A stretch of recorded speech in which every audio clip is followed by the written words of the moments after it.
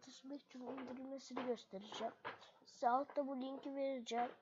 Açıyorsunuz burayı. Drive link'e tıklıyorsunuz. Böyle bir yer açılıyor. Buraya gelip indir diyorsunuz. Pardon arkadaşlar. İptal. İşte buradan şurada bir yer var. Hatta çizeyim. Buraya tıklıyorsunuz, inmeye başlıyor.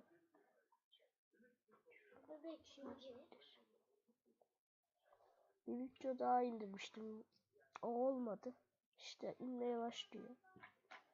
Sonra bu sıkıştırılmış dosya olarak gelecek. Onu ayıklıyorsunuz. Böyle bir şey gelecek. Yanında işte oyun gelecek. Sonra ben oyunu açayım. Oluyor. En yeni sürüm.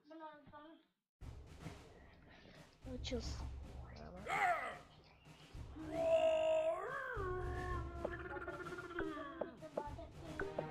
İşte tamam.